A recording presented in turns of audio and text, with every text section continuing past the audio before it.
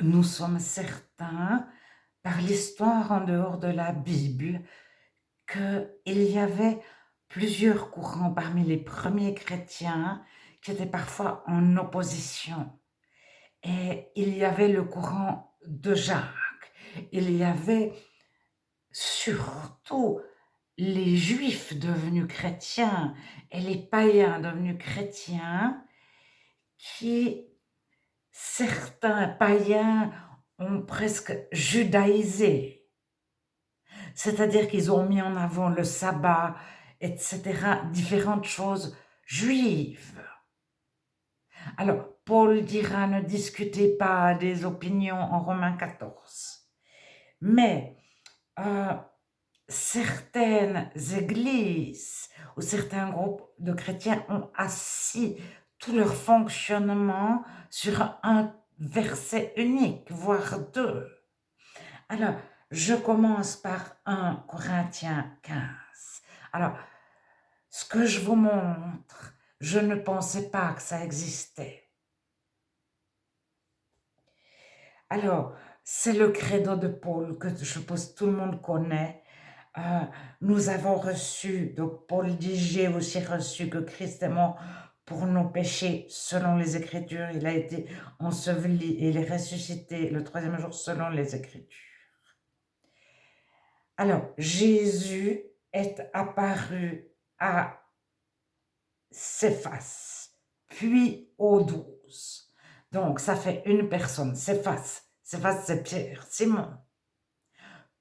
Puis aux 12. Donc, ça fait déjà 13 apôtres. Je prenais votre Bible dans 1 Corinthiens 15 au verset 5. Au verset 7, ensuite, Jésus est apparu à Jacques. Donc, il y avait Céphas, Pierre, Simon, plus les 12, ça fait 13, plus Jacques, ça fait 14, puis à tous les apôtres. Qu'est-ce qu'un apôtre?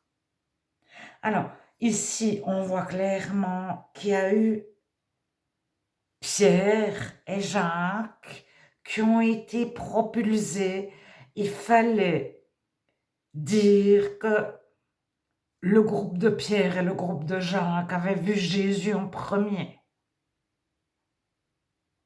Et il y a clairement eu une concurrence pour savoir qui avait vu Jésus en premier.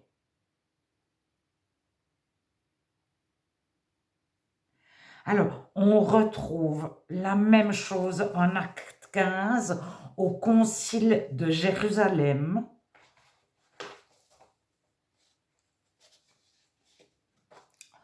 où Pierre prend la parole, puis Jacques. Alors, déjà, qu'est-ce qu'un apôtre? Si on prend 2 Corinthiens 8, 23, ils sont les envoyés des églises. Derrière envoyé, le grec est apôtre.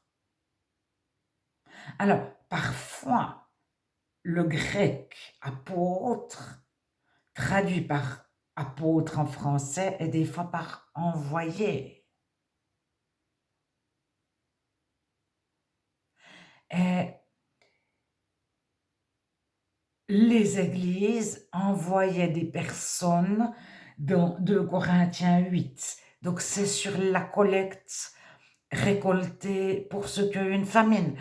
2 Corinthiens 8, donc chapitre 8, et 2 Corinthiens chapitre 9. Les deux chapitres concernent, Paul encourage l'Achaïe et la Macédoine, c'est-à-dire deux régions de Grèce. L'Achaïe, c'est Corinthe, et la Macédoine, c'est Philippe. Les Philippiens, la lettre aux Philippiens et la lettre aux Corinthiens. Corinthe, c'est l'Achaïe, et les Philippiens de la ville de Philippe, c'est la Macédoine. Et encore d'autres, je crois, les Galates peut-être, je ne sais plus maintenant, sont encouragés à mettre de côté un petit peu, un petit peu, un petit peu, dans leur maison le premier jour de la semaine.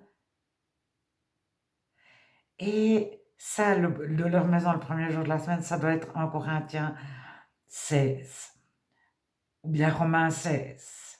Non, c'est en Corinthiens 16, je crois. Alors, oui, oui, c'est en Corinthiens 16, bien sûr. Et les églises désignent Tite et d'autres frères pour transporter tout ce qu'ils avaient accumulé au fil des semaines, même des mois, pour transporter en une seule fois à Jérusalem. Et Paul écrit, si je ne suis pas tenu d'y aller, je n'irai pas. Mais si vous souhaitez une garantie supérieure, parce que transporter toutes les économies de beaucoup jusqu'à Jérusalem, fallait avoir confiance de ceux qu'on envoyait, les apôtres envoyés pour ce travail.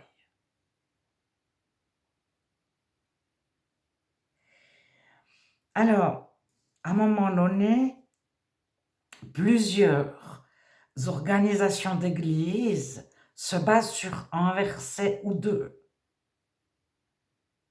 Je vous encourage, chaque fois qu'on vous propose un verset, mais de n'importe quel domaine, de lire le chapitre en entier, au moins 2-3 versets en dessus et 2-3 versets en dessous. Toujours, toujours, toujours. Simplement pour situer le contexte. Alors, on va prendre 1 Corinthiens 14, 26. Que faire lorsque vous vous assemblez, les uns ou les autres parmi vous ont-ils un cantique, une instruction, donc un enseignement, une révélation, une langue, une interprétation, etc. Que deux ou trois en parlent, que deux ou trois en parlent, que deux ou trois parlent, etc. Et que les autres jugent de ce qui est dit au verset 30. Si on a une révélation, si un qui est assis a une révélation, que celui qui est debout se taise. Alors, à un moment donné, est-ce que c'est exceptionnel? Alors, nous avons 1 Corinthiens 12, donc 1 Corinthiens 11, 12, 14, c'est sur les rassemblements, peut-être même déjà 1 Corinthiens 10. Vous vous assemblez non pour devenir meilleur, mais pour devenir pire. C'est 1 Corinthiens 10 hein? Ou 11, je ne sais plus. Donc, les chapitres. Alors, au chapitre 12, toujours en Corinthiens, verset 4, il y a diversité de dons, mais le même esprit. Je saute au verset 6, hein, mais le même Dieu qui opère tout en tous. À chacun, la manifestation de l'esprit est donnée pour l'utilité commune. En effet, à l'un est donné par l'esprit une parole de sagesse, à un autre une parole de connaissance, à un autre, à un autre, à un autre. Verset 11, un seul et même esprit opère toutes ces choses, les distribuant à chacun, comme il veut. Alors, à un moment donné, juste après, Dieu, verset 18, maintenant Dieu a placé chacun des membres dans le corps comme il a voulu. C'est Dieu. Etc., etc. Et tout à coup, au verset 27, vous êtes le corps de Christ et vous êtes ses membres chacun pour sa part. Et tout à coup, au verset 28, et Dieu a établi de l'Église premièrement des apôtres. Alors on vient de voir que les apôtres étaient des envoyés. Deuxièmement, des prophètes de l'Église, tous prophétisent. Même les femmes, si vous reprenez 1 Corinthiens 11, 5, toute femme qui prie ou prophétise, qu'elle ait la tête couverte. Donc la femme prophétise. Alors, tous sont-ils apôtres, tous sont-ils prophètes, tous sont-ils docteurs, tous sont-ils le don des miracles. Alors, qu'est-ce qu'un apôtre, un prophète et un docteur? Alors, à un moment donné, Certains se sont définis, ont mis ce verset en avant et ont fait une église carrée. Il n'y a qu'un apôtre, un docteur et un prophète, point, et tous les autres sont assis et se taisent. Alors, on prend par exemple Éphésiens 4, on connaît. Alors, il n'y a plus les docteurs, les prophètes et les docteurs, mais il y a au verset encore, non, Éphésiens 4, 12, Éphésiens 4, verset 11, il a donné les uns comme apôtres, comme prophètes. Il y a les évangélistes. Alors, les évangélistes ne sont pas dans ce que je viens de vous lire avant, qui était 1 Corinthiens 12. Alors, à un moment donné, pourquoi les évangélistes ne sont pas? Alors, il y a d'autres églises qui se basent sur les 5 ministères. Alors déjà, le mot ministère peut être service, les 5 services, ou les 5 diaconats. En grec, c'est que des diaconats. Alors, verset 11, il y a des prophètes, des pasteurs, des docteurs, des évangélistes, des apôtres, ça fait 5. Alors, certains disent qu'il n'y en a que 4, que pasteur et docteur est un seul. Mais dans l'autre qu'on a lu, il y en avait 3, plus celui qui a les dons de miracles, plus celui qui a les dons de guérison, mais il n'y a toujours pas l'évangéliste. Alors, prenez une Bible, faites pause, faites pause. C'est écrit dans toutes les traductions, c'est la même chose. Alors, ce que je voulais souligner, c'est le verset 12. À quoi servent les autres comme évangélistes, les autres comme pasteurs et docteurs, les autres comme apôtres, etc. Verset 12. En vue du ministère et de l'édification du corps de Christ. Alors ça, on ne comprend pas. Moi, je vous invite à lire le verset 12 de toutes les Bibles que vous avez à la maison et sur toutes les Bibles que vous trouvez sur Internet. Prenez aussi Semeur, prenez Martin, donc la Bible, la traduction, la Bible du Semeur et la traduction de la Bible David Martin. Et la seconde 21, et si vous trouvez le grec, on commence de comprendre que le but, c'est que chacun devienne un ministre, un pasteur, un évangéliste, et quand on a un chrétien qui devient pasteur, chrétien, il fonce dans son école, il n'a qu'une envie, qu'un souhait, c'est que de nombreuses personnes deviennent à leur tour ou pasteurs ou évangélistes, etc. Ils ne parlent pas pour garder des gens assis à ne rien faire. Ils voient en chacun d'eux, toi après 1, 2 ans, 3 ans, 4 ans de conversion, tu seras aussi responsable d'une église, de nouveaux convertis, etc. Alors, tout dépend du modèle, du système d'où la personne sort, ou ce qu'elle connaît, où elle arrive, etc. Elle voit les choses un peu différemment. Mais n'importe quel chrétien qui se convertit, il va souhaiter que d'autres se convertissent et il va souhaiter que tous deviennent des adultes. C'est écrit en Éphésiens 4, après le verset 11, au verset 14, le but, c'est l'état d'homme fait. Alors ça, c'est un adulte à la mesure de la stature parfaite de Christ, afin que nous ne soyons plus des enfants. L'homme fait, ce n'est plus un enfant. Et l'enfant est flottant et emporté à tout vent de doctrine par la tromperie des hommes, par leurs ruses, par les moyens de séduction. Alors, Le but, c'est que chacun,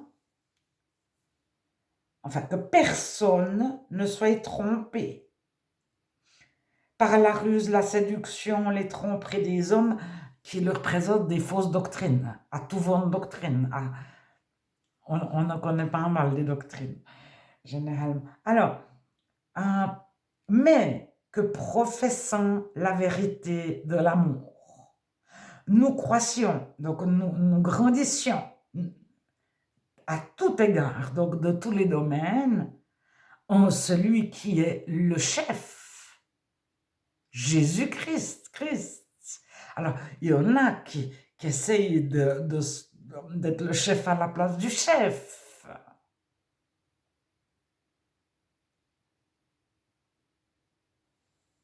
Alors, si on prend... Donc, il y a 2 versets de la Bible. Il y a Éphésiens 4:11, les 5 ministères. Et il y a 1 Corinthiens 12. Je vais le relire. Où est-ce qu'il est? 1 Corinthiens 12, j'ai fermé. Ah non, c'est Dieu établit de l'Église des apôtres, des prophètes, des docteurs. Ensuite, ceux qui ont le don des miracles, ceux qui ont de guérir, de secourir, de gouverner, de parler diverses langues. Alors, gouverner, c'est conduire, c'est guider, c'est diriger vers les eaux paisibles, c'est prendre soin. Alors, tous ont-ils le don des guérisons, tous parlent en langue, tout ça, etc., etc. Aspirez aux doigts les meilleurs, je vais vous montrer une voie par excellence, l'amour. Donc, après 12, ben, il vient en Corinthiens 13. Et c'est l'amour, on connaît tous en Corinthiens 13, tous les chrétiens connaissent en Corinthiens 13. Alors, donc il y a 2 versets de la Bible. Dieu a établi les apôtres, les prophètes, les docteurs et ensuite les autres. Et puis il y a Éphésiens 4:11. Mais ce 1 Corinthiens 12, juste avant, c'est écrit « Or à chacun la manifestation de l'Esprit est donnée pour l'utilité commune », verset 7, à un autre, à un autre, à un autre, et c'est donné à chacun.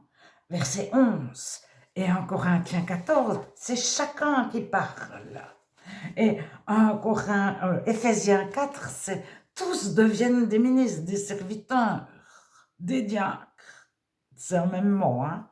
Il n'y a pas de différence entre un diacre, un ministre, un serviteur. Si vous avez regardé une ou 2 vidéos. Bon, alors, il y a Actes 6. Alors, il n'est pas convenable que nous laissions la parole de Dieu pour servir aux tables. C'est pourquoi, frères, donc verset 3, choisissez parmi vous cet homme. Donc, c'est les frères qui choisissent. Les frères, l'église entière avait choisi Tite.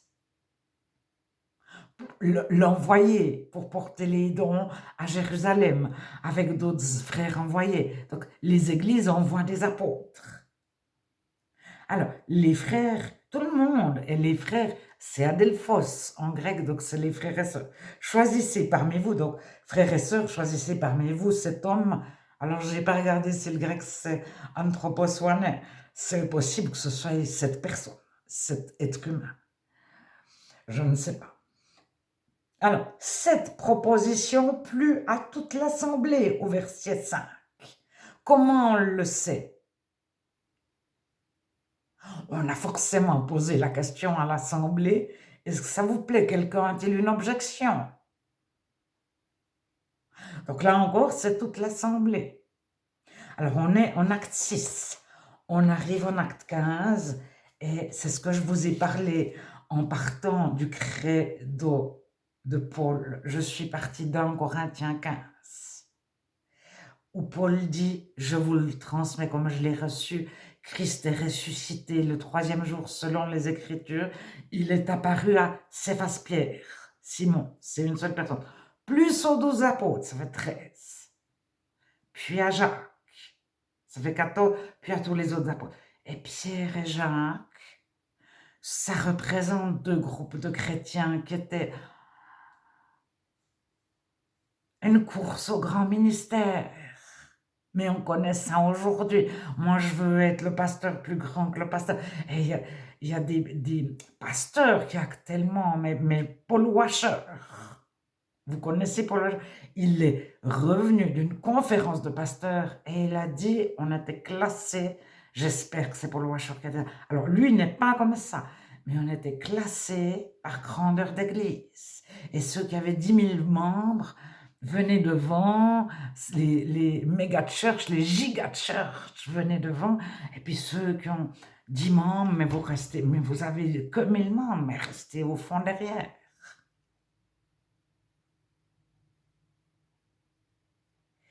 Et il y a une concurrence à savoir qui a la plus grande église.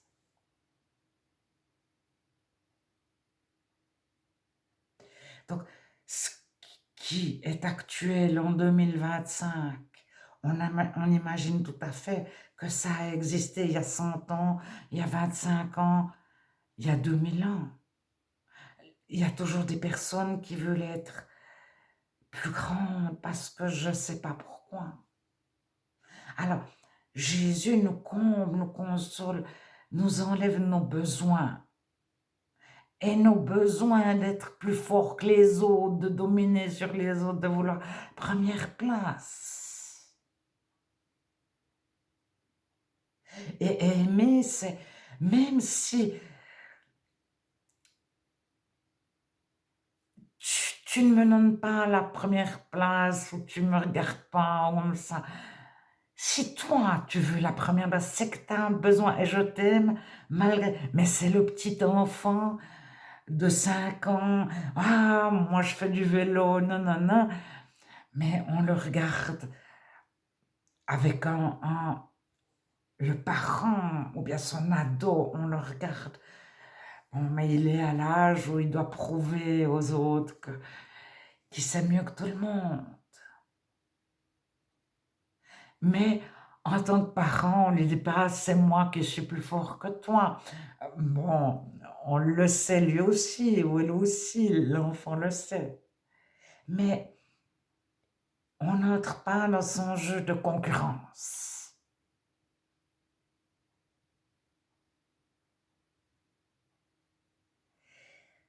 Alors, il y a toujours des non-chrétiens qui viennent se mêler aux chrétiens.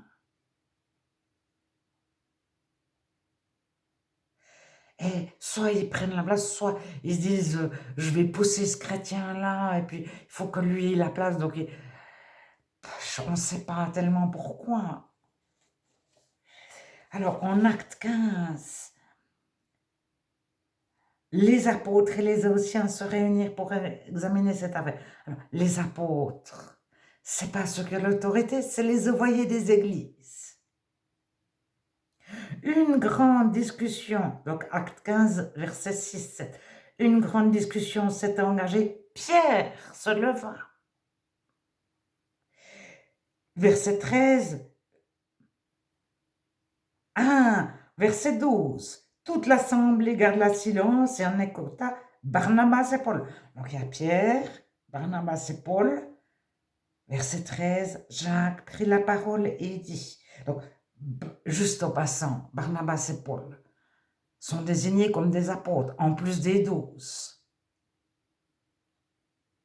Donc il y en a forcément 14. Parce que l'apôtre Paul et l'apôtre Barnabas, c'est écrit plusieurs fois. Mais ils ne font pas du tout partie des 12. Alors,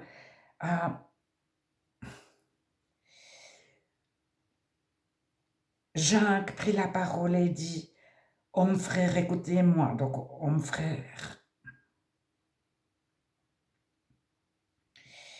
Il y avait certainement des femmes. Simon Pierre a raconté comment Dieu, etc., etc. Donc, c'est le concile d'Acte 15. Ils sont tous rassemblés. Qui a réellement pris la parole ce jour-là?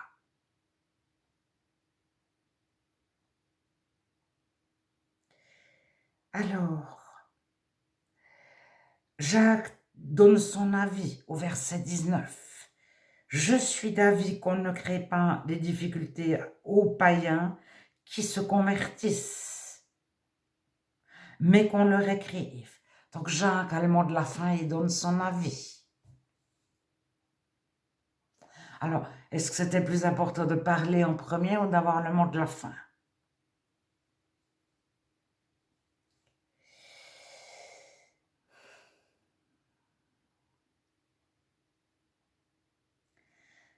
Alors, au verset 22, il parut bon aux apôtres. Donc, c'est toujours les moyens. Aux anciens, c'est tous ceux qui ont plus de 30 ans ou plus de 40 ans. Alors, les personnes âgées, c'est ceux qui ne sont pas jeunes, les anciens. Lisez 1 Pierre chapitre 5. Il y a les anciens et les jeunes. Et ça correspond, il n'y avait pas des ados, mais il y avait de 12 à 30 ans. C'est pas comme nous, on a maintenant la majorité à 20 ans, etc. C'était différent.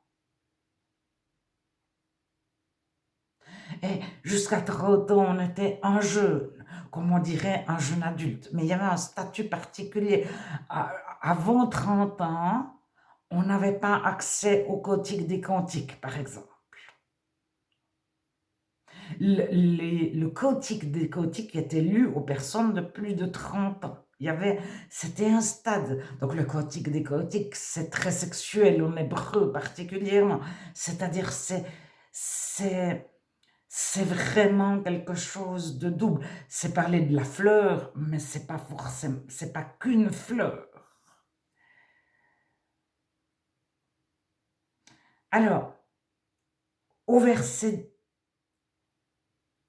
je ne sais plus où j'en suis, 22. Alors il parut bon aux apôtres et aux anciens et à toute l'Église de choisir parmi eux et d'envoyer en Antioche avec Paul et Barnabas Jude et Silas. Donc, envoyer Jude et Silas, c'est faire de Jude et Silas des apôtres, des envoyés. Ouvrez le grec, ouvrez ce verset en grec si vous ne me croyez pas. Trouvez sur Internet ce verset en grec. Vous allez trouver, vous allez comprendre parce que c'est écrit à côté du grec. Le mot est écrit avec notre alphabet. Il y a un charabia avec l'alphabet grec, mais à côté c'est écrit apostolos. On le lit très très bien avec notre alphabet latin. Alors, Jude et Silas deviennent des envoyés,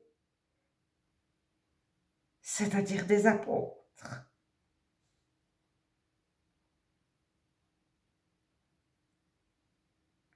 Alors, les envoyés, les apôtres, c'est ce qu'ils faisaient au début. Ils allaient remettre une lettre à d'autres, ou ils allaient remettre des dons à ceux qui avaient une famine. C'était des envoyés, des ambassadeurs, on les envoyait.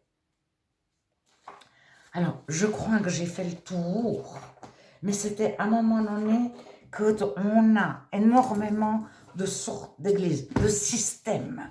Il existe les épiscopaux, je sais plus par cœur, les congrégationalistes, les sans aucun système, lesquels ont raison. Alors, j'avais remarqué, il y a 15 ans, une fois, j'avais lu en vitesse, que tel système s'était marqué, nous appuyons sur Éphésiens 4:11, donc les 5 ministères. C'est très connu. D'accord, après, un autre que je lisais sur Internet, nous appuyons sur 1 Corinthiens 14, 26 à 30, chacun parle à tour de rôle, chacun juge de ce que les autres disent. Bon, mais d'accord. Et puis après, je vais dans une église et on me dit, il y a celui qui préside. Bon, d'accord. Et il reprend, je ne vous l'ai pas donné celui-là, que celui qui préside, celui qui a un ministère, s'attache à son ministère, etc. Ça doit être romain, je ne sais pas. et encore ça. Et maintenant, je découvre que Phobie, qui est une femme, était une présidente qui présidait. C'est la même famille de moi. Donc, il y a la prostatis, c'est la présidence. Dante, le prostaté, c'est le président. Et il y a le verbe qui va avec, qui est prostémie, je crois. Mais c'est vraiment présider, président, président. Alors, lui, de son église, m'expliquait que le président devait être un homme absolument et que le président est celui qui présidait. Puis un jour, moi j'ai dit d'accord. C'était basé sur ce verset, puis point. Mais un jour, j'ai lu quelque chose sur Phobie, qui était une présidente. Mais c'était pas du tout ce qu'elle faisait dans les faits. Elle accueillait les chrétiens à Chancréa, donc dans le port de Corinthe. Les chrétiens persécutés arrivaient chez elle, et elle, comme on ne pouvait pas ni acheter ni vendre si on n'était pas citoyen de Corinthe, elle faisait l'intermédiaire entre les étrangers à Corinthe et la ville de Corinthe pour qu'ils puissent acheter et vendre, ne serait-ce que du riz ou des pommes de terre ou du blé ou du pain, je ne sais pas. Et puis, s'ils n'avaient plus rien, Phobie leur fournissait tout. Lisez Romains 16, les salutations. Paul met Phobie en premier. Et derrière le mot aide, il y a le mot prostatis. C'est une présidente. Mais elle ne préside pas au culte. Elle fait l'intermédiaire entre... Parce que elle est citoyenne de Corinthe.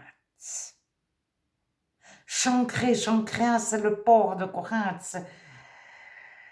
C'est comme la banlieue de Corinthe, je ne sais pas comment dire.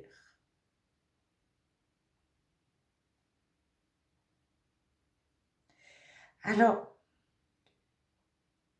le but, c'est pas de faire une révolution si on est entouré de frères et sœurs qui ont le Saint-Esprit. Et si ils ont un certain fonctionnement. Si ils aiment les personnes. De toute façon, ils vont souhaiter que chacun grandisse et que que personne ne reste un petit enfant assis sur une chaise à l'écouter. Le chrétien ne cherche pas à dominer, à imposer, etc. Mais c'est marqué, soyez soumis à ceux qui vous annoncent la parole, afin qu'ils servent avec joie. Discernez déjà si c'est des faux prophètes ou pas, et soyez soumis à ceux qui vous annoncent la parole, mais pas à ceux qui vous l'annoncent pas. Je ne sais plus où c'est ça, c'est en hébreu. Et donc on a à vérifier si celui qui parle nous annonce la parole ou bien nous annonce n'importe quoi. Puis après, afin qu'ils ne gémissent pas, mais qu'ils servent avec joie, mais s'ils souhaitent dire notre Église fonctionne comme ça, ben, notre Église fonctionne comme ça. Alors, maintenant, est-ce que Dieu nous souhaite cette Église-là? Peut-être, ou peut-être pas. Même si elle a repris les évangéliques de l'histoire, ont plusieurs fois fusionné avec les protestants. Donc les protestants ont donné un modèle et les vaudois, parce que les évangéliques, ils existent avant les protestants. Donc les vaudois n'avaient pas du tout le modèle protestant. Et il y avait d'autres qui ne s'appelaient pas des vaudois, il y avait des cathares, etc. Dans les différentes régions du monde, ils avaient différents noms. Alors, ils arrivent avec un certain système. Et les protestants font un système de collégial de pasteurs, etc. Et puis, quand ils fusionnent, ils font un système commun. Après, les protestants disent on ne croit pas en la Bible, on ne croit pas en Dieu, est-ce que Jésus a vraiment existé? D'autres disent mais on croit, on connaît, on est persuadé que Jésus a vraiment existé. On sait qu'il existe Dieu, que c'est pas une force, mais que c'est quelqu'un qui se préoccupe de nous, mais c'est pas une personne de sexe masculin ou de sexe féminin, mais c'est vraiment un père, un créateur, une mère, un ami qui nous écoute, qui nous entend, qui veut interagir avec nous, ces créatures. Et les protestants sourient, mais... Alors, il y a de nouveau une séparation. Et les évangéliques, ils ne retournent pas forcément au système d'avant les protestants. Ils reprennent un peu, puis ils composent avec, et puis après, ils ont d'autres chants à fouetter. Il y a une école qui est là, ils font l'école, leur prof leur a dit ça, ça, ça, et ils partent parce qu'ils ont un feu, j'allais dire une vocation, mais la vocation dans la Bible, l'appel, il est toujours au salut, et c'est pour chacun. Mais ils ont une idée de propager l'évangile. Et puis, ils ne pinaillent pas sur des petites choses comme je fais. Mais bon, ce que je vous dis, des fois, je ne le cherchais pas du tout. L'histoire des apôtres, je ne le cherchais pas. Tout à coup, en lisant la Bible, je ne pensais pas que ça pouvait exister, que ça pouvait... Dieu m'a arrêté et je me suis tombée net sur un verset et je me suis dit, ah, mais ça. Et à partir de là, je me suis rappelé tel verset, tel verset. Ah, puis j'ai fait un, mais ça, mais alors. Et ça m'a ouvert une porte. Et plus j'ai posé des questions, moins on m'a répondu. Donc à un moment donné, j'ai cessé de poser des questions. Et puis, est-ce que vraiment j'avais toujours un intérêt? Alors, souvent, il y a des sujets qui étaient lancés sur des forums ou sur Internet et je rebondissais sur des sujets auxquels je n'avais pas pensé ou que je n'avais pas commencé, moi. Le but, c'était pas de débattre, mais c'était quand quelqu'un affirme, c'est comme ça, comme ça, comme ça,